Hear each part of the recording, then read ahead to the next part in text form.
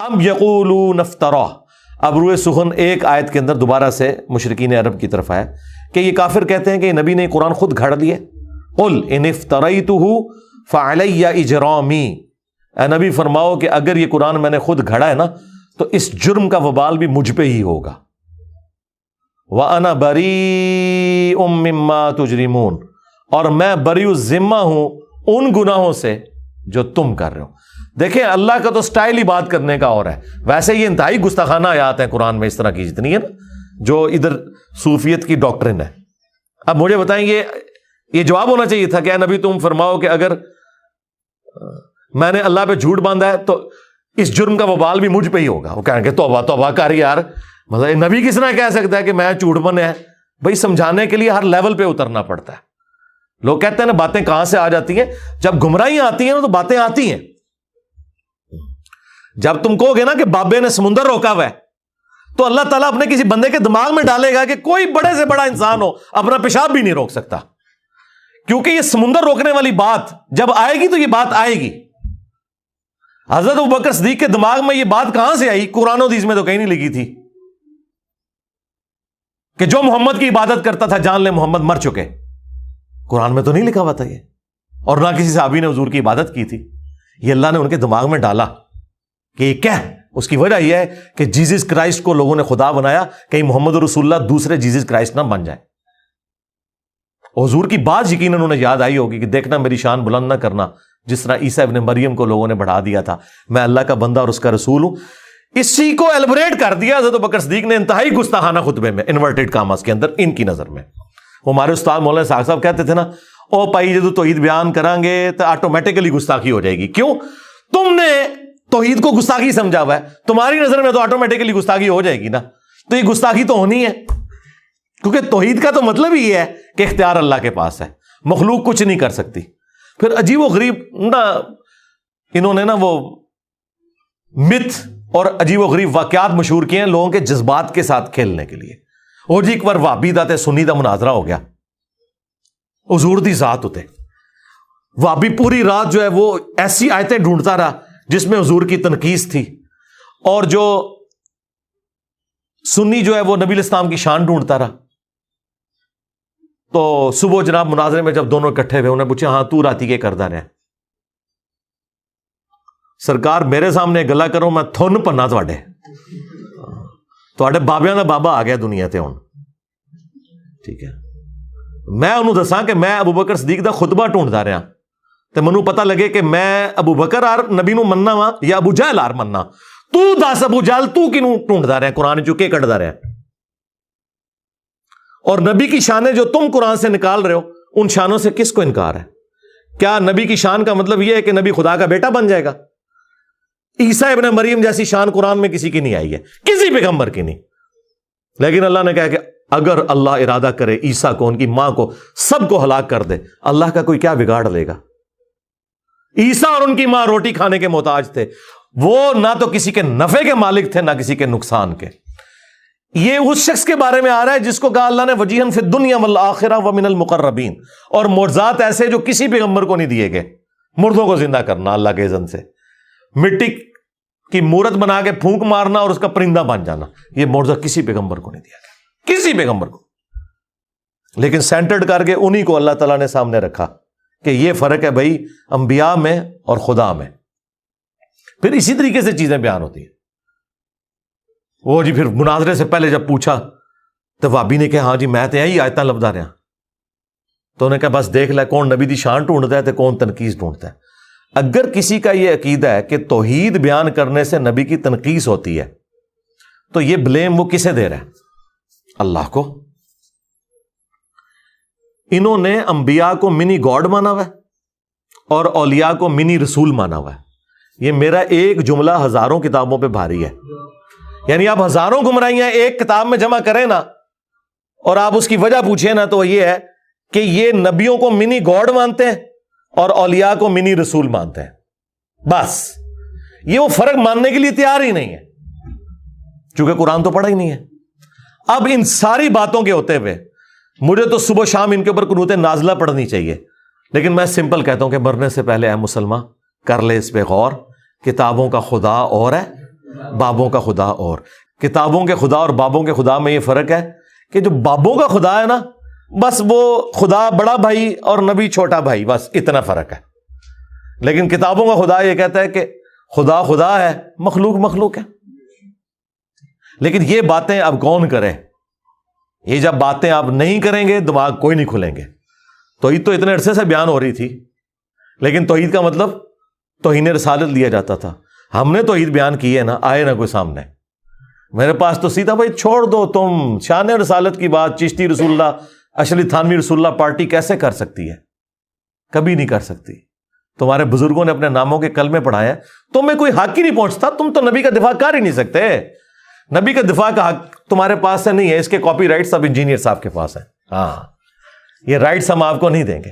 توحید بھی یہاں سے بیان کریں گے اور رسالت بھی، صحیح جو رسالت کا کانسیپٹ ہے وہ یہیں سے بیان ہوگا. تو اے نبی تم فرماؤ اگر میں نے اللہ کے اوپر جھوٹ باندھا ہے، قرآن یعنی میں نے خود گھڑ لیا، تو اس جرم کا وبال بھی مجھ پہ ہوگا اور میں بری ہوں اس جرم سے جو تم کر رہے ہو. اور یہ دوسری بات درست ہے اس حوالے سے کہ میں نے تو کوئی قرآن نہیں گھڑا، لیکن چونکہ تم نے قرآن کا انکار کیا لہذا تم اس جرم کے اندر شریک ہو کہ تم نے وقت کے پیغمبر کا انکار کیا ہے. دیکھیں جی، قرآن حکیم اپنے عقائد اور نظریات کے اندر بالکل ایک ننگی تلوار ہے، زیرو ٹالرنس ہے.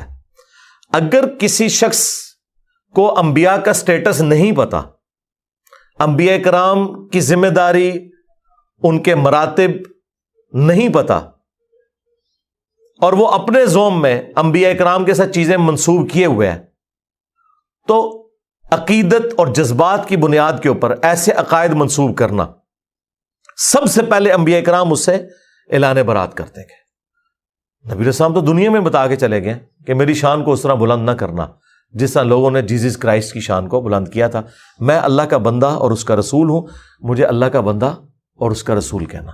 اب یہ کہنے کی ضرورت کیوں پڑی ہے؟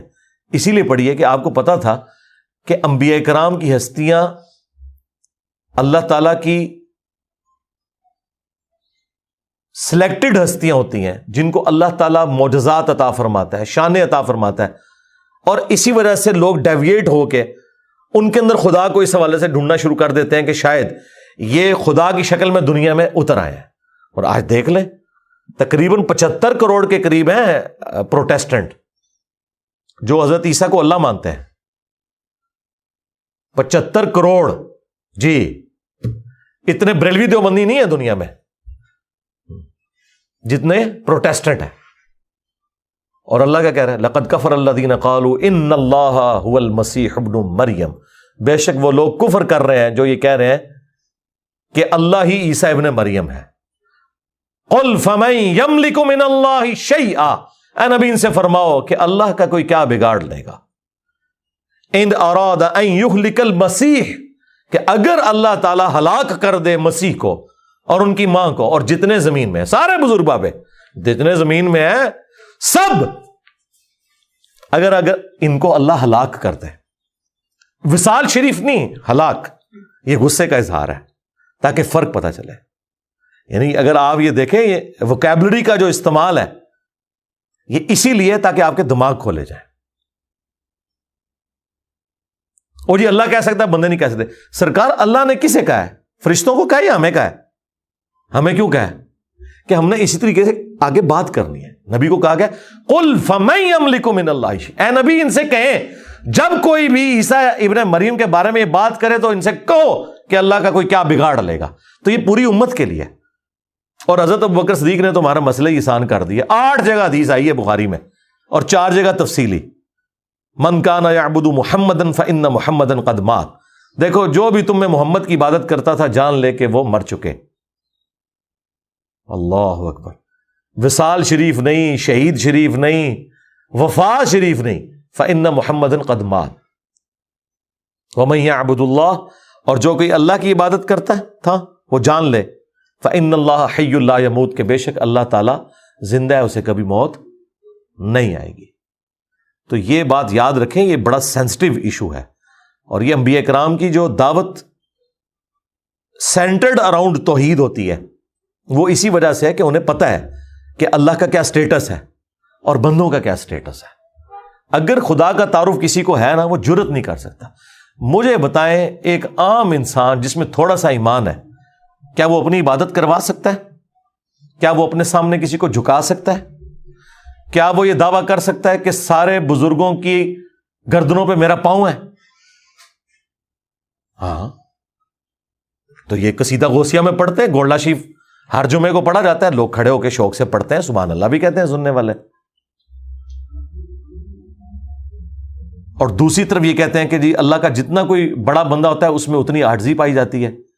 میں نے تو پلانٹ ارتھ پہ اتنا تکبر نہیں دیکھا کہ کوئی شخص یہ کلیم کرے کہ تمام اولیاء کی گردن پہ میرا پاؤں ہے. کتنا بڑا جملہ ہے یہ! تو حضرت ابوبکر، عمر، عثمان و علی نے کبھی صحابہ کے بارے میں نہیں بولا. تو یہ کہتے ہیں کہ عبد القادر جیلانی نے فرمایا. ہم کہتے ہیں اگر انہوں نے کہا ہے تو وہ قرآن و سنت کے تو بالکل خلاف ہے، اور اگر انہوں نے نہیں کہا تو بری ہیں. نہ ہم ان کی طرف سے جھوٹا دفاع کرتے ہیں کہ انہوں نے نہیں کہا ہوگا. پہلے ہم کسی زمانے میں کرتے تھے، اب مجھے کسی سے کوئی ہمدردی نہیں. سیدھی سی بات ہے، اللہ سے ڈر لگتا ہے کہیں ان میں سے کسی نے کام ڈالا ہو تو اللہ تعالیٰ منو کہ تو ادھر بڑھ گیا سائے تنو کیڑی چیز مجبور کرتی سی. دیکھیں ہمیں جو چیز مجبور کرتی ہے نا دفاع کرنے پہ، وہ ان ہستیوں کا دفاع ہے جن کے پیچھے قرآن و سنت کھڑے ہوئے ہیں، یعنی صحابہ اہل بیت، انبیاء کرام. ان کے بعد ہمیں نہیں پتا کہ کس نے کام ڈالا ہے اور کس نے واقعی دین کی خدمت کی ہے. ٹھیک ہے، کیونکہ کئی لوگ جن کو ہم اچھا سمجھتے تھے، ہمیں اتھینٹک نالج سے پتا چلا کہ انہوں نے بھی کام ڈالا ہے. یعنی یہ جو پچھلے 100 سال کے اندر ہے، ان کی تو قلم کی سیاہی بھی نہیں ابھی خشک ہوئی بھی ہے. تو بات یہ کہ اللہ سے ڈر جائے، قرآن و سنت پہ آ جائے. وہ غامدی صاحب سے کسی نے پوچھا نا کہ جی وہ قرآن میں تو لکھا ہے تو وہ فلاں بزرگ یہ کہہ گئے. انہوں نے کہا جی اللہ تعالیٰ مجھ سے یہ نہیں پوچھے گا کہ فلاں بزرگ یہ کہہ کے گئے تھے تو نے کیوں نہیں مانا. اللہ مجھ سے یہ پوچھے گا کہ قرآن میں یہ لکھا ہوا تھا، جو قرآن تیرے پاس آیا تھا تو نے اس کو مانا تھا کہ نہیں. اب مجھے بتائیں میرے پاس قرآن آیا تو میں یہ کہوں گا کہ فلاں نے یہ کہا ہوا ہے، میں تو اس کا پابند ہوں. جب اللہ میرے پاس آیا ہوا ہے، قرآن آنے کا مطلب ہے اللہ آ گیا، سنت آنے کا مطلب یہ ہے کہ نبی علیہ السلام خود آئے ہیں میرے پاس. ان کے ہوتے ہوئے میں نے کسی بزرگ کے قول کے ساتھ مجھے کوئی ہمدردی ہے، یا میں نے مطلب ان کی بزرگی بچانے کی خاطر ان کے باطل عقائد و نظریات کا کوئی دفاع کرنا ہے؟ نہیں. اصل چیز میں نے اس رکوع کے اوپر اتنا ٹائم اس لیے لگایا کہ تاکہ آپ کو پتا چلے کہ انبیاء کرام کے بارے میں عقیدہ کیا ہونا چاہیے. سورۃ الانبیاء پڑھیں، بندہ حیران ہو جاتا ہے. وہ سورت کا نام ہے انبیاء. عام بندوں سے پوچھیں جنہوں نے نہیں پڑھی، وہ کہیں گے جو نبیوں دی شانہ بیان ہوئی ہیں. حالانکہ انبیاء جو سورۃ الانبیاء ہے اس میں اللہ تعالیٰ نے بتایا کہ انبیاء کا سٹیٹس کیا ہے، انہوں نے کیا کام کیا، اور نبی میں اور اللہ میں فرق کیا ہے. پورے قرآن میں جو انبیاء کرام کے حوالے سے چیزیں ڈسکس ہوئی ہیں وہ یہی ہوئی ہیں کہ یہ اللہ کے اتنے برگزیدہ بندے تھے کہ یہ اللہ کی طرف اورینٹڈ ہوتے تھے، ہر معاملہ اللہ کے سپرد کرتے تھے، اللہ سے مانگتے تھے، اسی سے دعائیں کرتے تھے، اسی سے اپنے عقیدے وابستہ رکھتے تھے. یا یہ بیان ہوا ہے کہ جو انبیاء کے بارے میں ایسا عقیدہ رکھتے ہو، ایسا عقیدہ ان کے بارے میں نہیں رکھ سکتے. انبیاء کرام جو ہیں وہ اللہ تبارک و تعالیٰ کی توحید کے معاملے میں کوئی کمپیریزن ہی نہیں ہے، وہ مخلوق ہیں، وہ خالق ہے. یہ دو چیزیں بیان ہوئی ہیں. اس لیے میں نے پچھلے دنوں ایک تفصیلی ویڈیو ریکارڈ کروا دی ہے، شیطانی توحید، شیطانی بابوں کا فتنہ. یہ شیطانی توحید ہے جس میں آپ انبیاء کرام کو، اولیاء کو اللہ کے مقابلے پر لے آتے ہیں. اور رحمانی توحید یہ ہے کہ انبیاء اور اولیاء بھی اللہ سے مانگتے تھے، تم نے بھی اللہ ہی سے مانگنا ہے. ہاں، انبیاء اور اولیاء ان کی جو شانیں ہیں وہ اسی وجہ سے ہیں کہ وہ گاڈ اورینٹڈ تھے، نہ کہ اس وجہ سے کہ انہوں نے خود کوئی ایسا کیا ہے. نہیں، وہ گاڈ اورینٹڈ تھے، اللہ نے انہیں انعام دیا. اور انبیاء تو ویسے ہی مخلص بندے ہیں، نبی تو کوئی بندہ محنت سے بھی نہیں مان سکتا.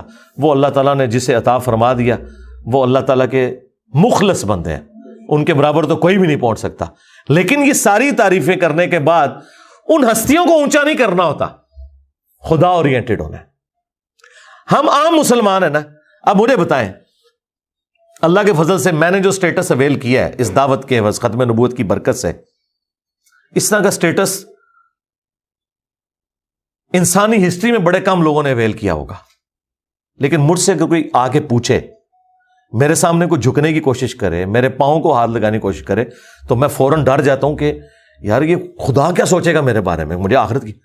اب مجھے بتائیں، یہ جو بابے اپنا چٹواتے رہے ہیں، یہ پاؤں والا سلسلہ اور جو کچھ یہ کرواتے رہے ہیں، ان کو تو پھر خوف خدا بھی کوئی نہیں تھا. وہ ڈاکٹر ذاکر نائک کہہ رہے ہیں، میں ایئرپورٹ پہ اترا نا تو ایک عورت، کوئی پروفیسر تھی، بوڑھی خاتون، تو اس نے مجھے پہچان لیا اور ہندو تھی. وہ دوڑتی ہوئی آئی اور میرے گھٹنوں کو ہاتھ لگا کہتی آپ تو بھگوان ہیں. تو کہتی میں نے کہا استغفر اللہ توبہ توبہ. میں کہا ایتھے کو بابا ہونا نا صوفی انہیں گلے بھی لا لینا سی زنانی نو. ہاں یہ مواحد کا ہی حوصلہ ہے کہ اسے کو اونچا کرے اور کہ بھائی نہ نہ نہ پیچھے. اور یہ کتنی مزیدار یوں دستانے پہن کے چمواتے رہتے ہیں ہاتھ, گھنٹوں بیٹھے رہتے ہیں, نذرانے بٹورتے رہتے ہیں. جو ان کے سامنے اونچا ہاتھ باندھ کے لوگ کھڑے ہوتے ہیں جس طرح خدا کے سامنے کھڑے ہوئے ہیں, اس طرح ان کو تو مر جانا چاہیے. میں کہتا ہوں زمین پھٹے یہ اندر چلے جائیں. ان کو توحید کی ہوا بھی نہیں لگی ہوئی ہے. یہ کوئی بزرگ نہیں ہے جن کے آپ روب بیان کرتے رہے. یہ شیطان کے ایجنٹ ہیں دنیا میں, یہ طاغوت ہے. خدا کے نمائندے دنیا میں وہ ہیں کہ ذرا سی کوئی ایسی بات ہونے لگے وہ پیچھے ہٹ جاتے ہیں. اوہ توبہ توبہ.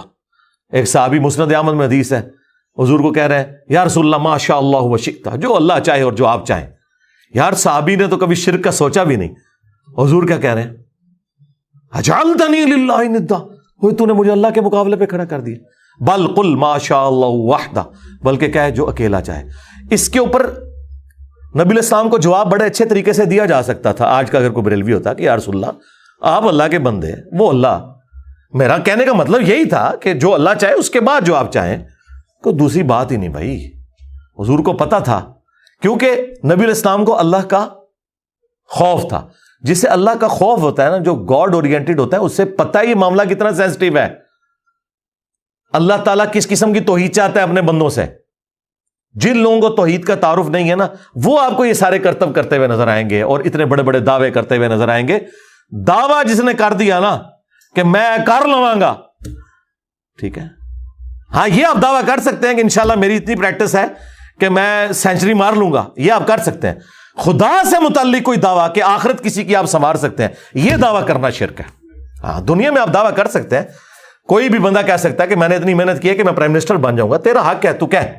لیکن تو خدا سے متعلق چیز کوئی بیان کرتا ہے کہ میں مریض جنت میں لے جاؤں گا, توبہ توبہ توبہ, ڈر جا, تجھے تو اپنی آخرت نہیں پتا تیرے ساتھ کیا ہونے والا ہے.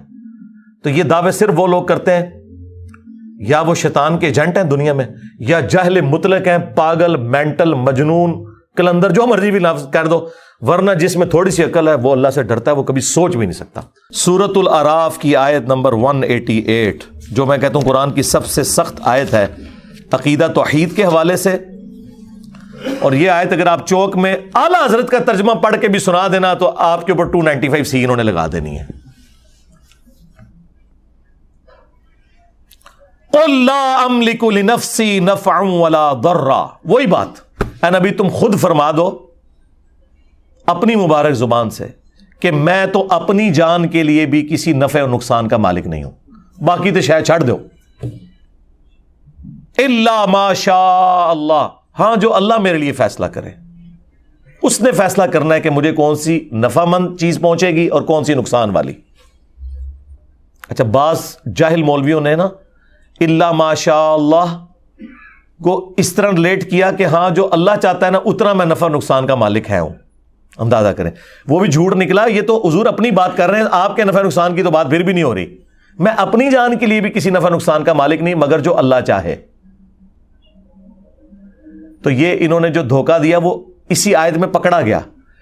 اگلی بات اللہ نے اور کھول کے بیان کر دی تاکہ موٹے دماغ والوں کو بھی سمجھ آ جائے. وَلَوْ كُنْتُ أَعْلَمُ الْغَيْبَ, اگر میں خود سے غائب کو جان لیتا, لَاسْتَكْثَرْتُ مِنَ الْخَيْرِ, تو میں خیر کثیر جمع کر لیتا. ہاں وہ غیب تو ہم مانتے ہیں جو اللہ تعالیٰ وحی کے ذریعے بتاتا ہے, جو وہ نہ مانے وہ تو کافر ہے, وہ تو نبی کی شان ہے. وَمَا كَانَ اللَّهُ لِيُطْلِعَكُمْ عَلَى الْغَيْبِ وَلَكِنَّ اللَّهَ يَجْتَبِي مِن رُّسُلِهِ مَن يَشَاءُ.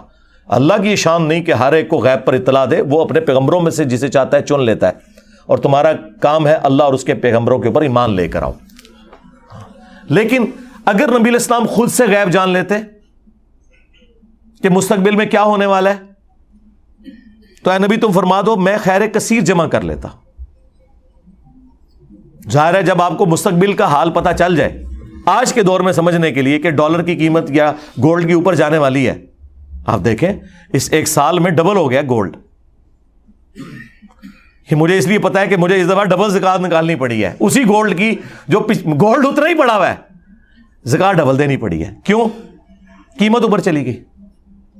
تو اگر یہ بات اس وقت لوگوں کو پتا ہوتی تو لوگوں نے اپنے پلاٹ بھی بیچ کے نا گولڈ لے کے رکھ لینا تھا. پلاٹس اترے اوپر نہیں گئے جتنا گولڈ گیا.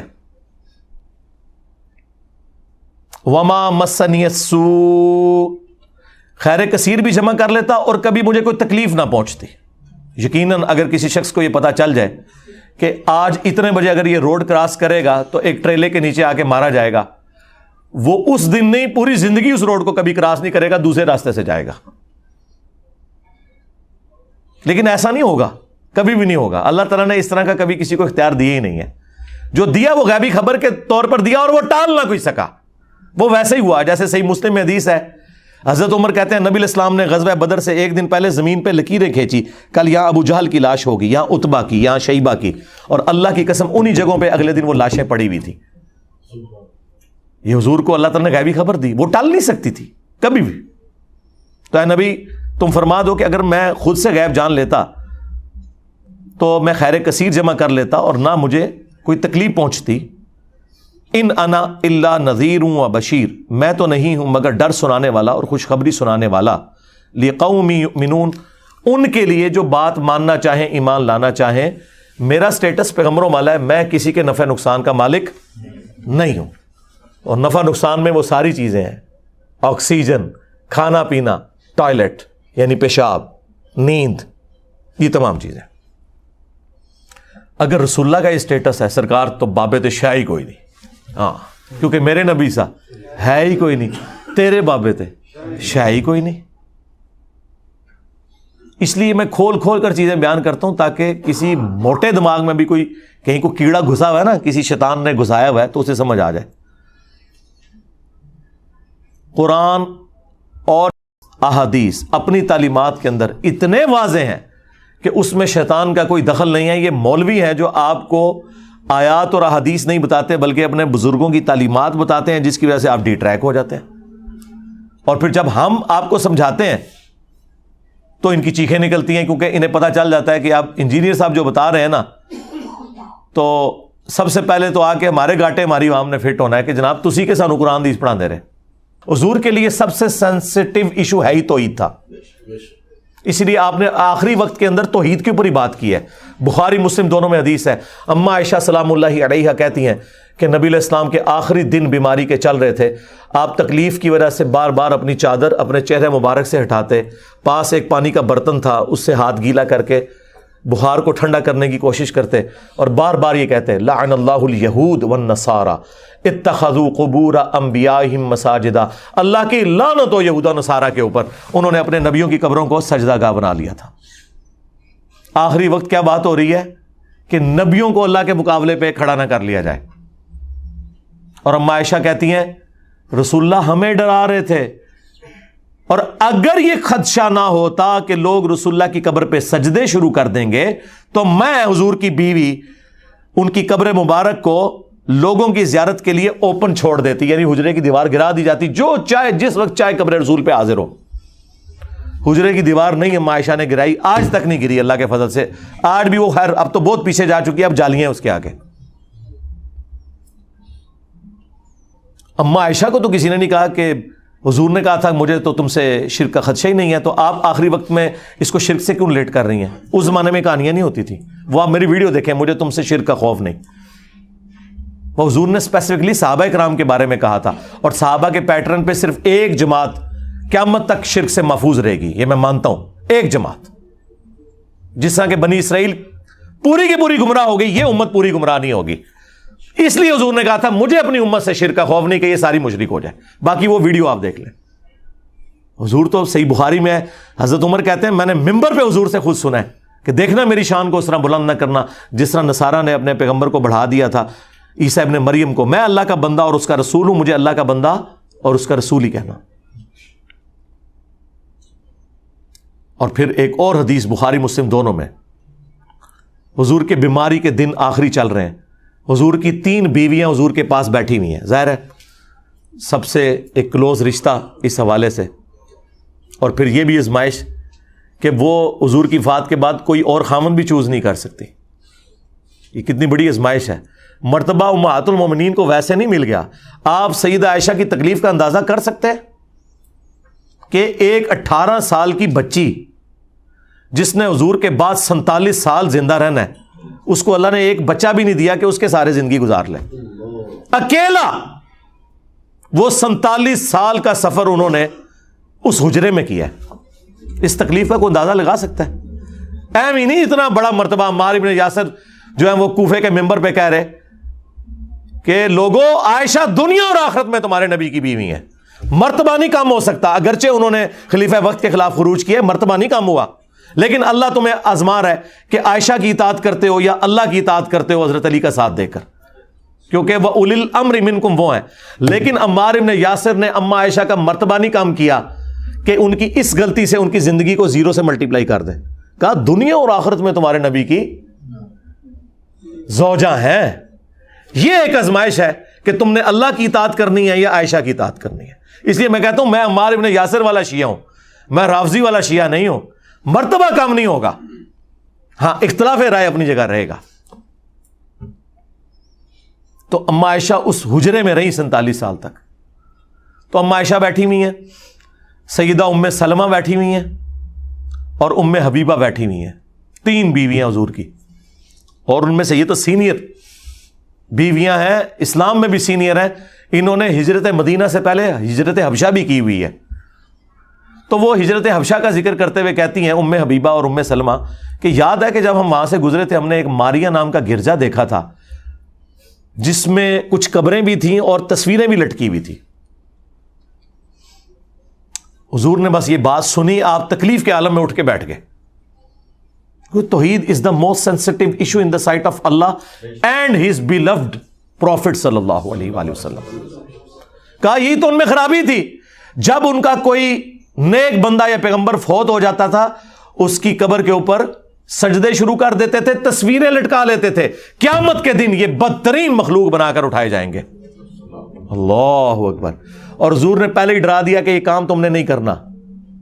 اور مسلم شریف میں حدیث ہے، جندب رضی اللہ تعالیٰ عنہ کہتے ہیں حضور نے اپنی وفات سے 5 دن پہلے یہ بات کہی اور میں نے خود سنی کہ دیکھنا اگلے لوگوں میں جب ان کا کوئی پیغمبر یا نیک آدمی فوت ہو جاتا تھا وہ اس کی قبر پہ سجدے شروع کر دیتے تھے.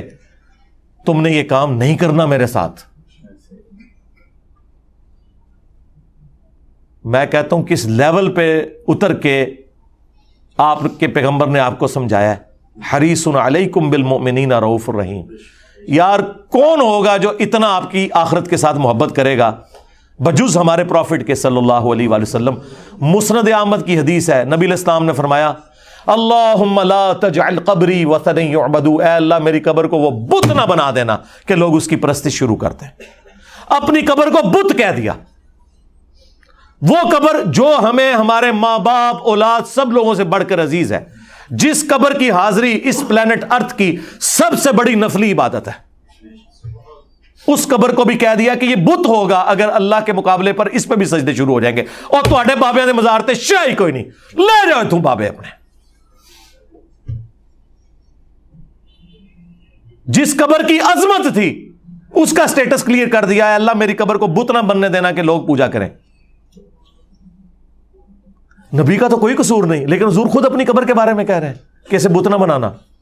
ابو داؤد میں حدیث ہے میری قبر پہ میلہ نہ لگانا. تم دنیا کے کسی بھی حصے میں درود پڑھو گے اللہ تمہارا درود مجھ تک پہنچا دے گا. اللہم صلی علی محمد وعلی آل محمد. درود کے لیے بھی میلہ نہیں لگانا، تمہارا درود میرے تک پہنچ جائے گا. سلام عرض کرو اور نکل جاؤ آگے، میلہ نہ لگانا. وہ 4 کتابوں میں، الموطا امام مالک میں، فضل الصلاۃ علی النبی میں، المصنف ابن ابی شیبہ اور سنن کبریٰ البیہقی میں، کہ عبداللہ بن عمر جب بھی مدینہ شریف سے نکلتے سفر کے لیے یا واپس آتے، ان کی روٹین تھی کہ مسجد نبوی میں 2 نفل پڑھتے، قبر رسول پر آ کر عرض کرتے السلام علیک یا رسول اللہ. پھر حضرت ابو بکر کی قبر پر السلام علیک یا ابا بکر، اور پھر حضرت عمر کی قبر پہ السلام علیک یا عمر. ایک روایت میں یا ابتا، اے میرے باپ آپ پر سلام ہو. وہ اپنی جگہ ٹھیک ہے، اس قبر جیسا تو ہے ہی کوئی نہیں. اس کی بنیاد پہ آپ نے اپنے بزرگ بابوں کے جو مزار کلیم کیے میں نا، یہ سب فراڈ ہے. باقی مزارات، گنبد خضرا، یہ ایک الگ سے ایک سینسٹیو ٹاپک ہے، اس پہ میری الگ سے ویڈیوز ریکارڈ ہیں، وہ پھر مجھے 2 گھنٹے اور لگ جائیں گے. اس کے لیے آپ میری ویڈیوز دیکھیں. میں نے ایک ایک مقدمہ جو ہے وہ توحید کے حوالے سے کلیئر کیا. سبحانک اللہم و بحمدک اشہد ان لا الہ الا انت استغفرک و اتوب الیک وما علینا الا البلاغ المبین. جزاکم اللہ خیرا.